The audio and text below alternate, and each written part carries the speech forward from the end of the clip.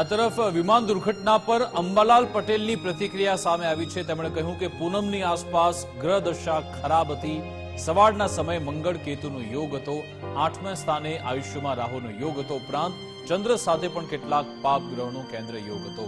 પૂનમના કારણે મન દિમાગને ભ્રમિત કરતો યોગ છે। આક્રોશ યોગ આ સમયે બનતો હતો। વાયુયાનનો સ્થળ પતન યોગ થતો હતો। આગ અકસ્માતની દુર્ઘટનાનો યોગ બનતા હતા। 7 જૂનથી 28 જુલાઈ સુધી આક્રોશ યોગ બની રહ્યો છે। નબળા યોગ વચ્ચે ભગવાનને પ્રાર્થના કરવી, સત્વ ગુણ વધારવા હનુમાન ગણેશની પૂજા અને યજ્ઞ કરવા જોઈએ। દેશકાળના ગ્રહો જ્યારે હોય ત્યારે હસ્તરેખામાં લાંબી આયુષની રેખાઓ હોય કે કુંડલીમાં દીર્ઘાયુનો યોગ હોય, છતાં પણ આ યોગ કામ આપતા નથી। ધરતી પોકારી રહી હોય ત્યારે આ યોગ વાયુયાન જે પડવાનું હોય તે ધરતી પર પડતું હોય છે એવું કહેવાય છે। પરંતુ આ અંગે જોઈએ તો લગભગ આ યોગ પૂનમની આસપાસનો હતો।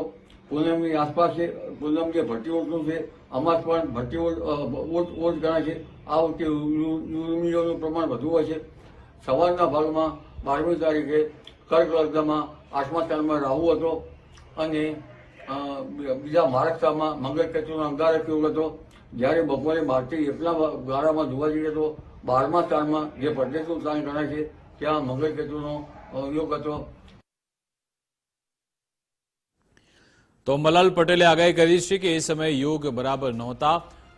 આક્રોશ યોગ આ સમય બનતો હતો। પૂનમના કારણે મન દિમાગને ભ્રમિત કરતો યોગ બન્યો હતો। તેમણે કહ્યું કે ચંદ્ર સાથે કેટલાક પાપ ગ્રહોનો પણ કેન્દ્ર યોગ હતો। 8મે સ્થાને આયુષ્યમાં રાહુનો યોગ હતો।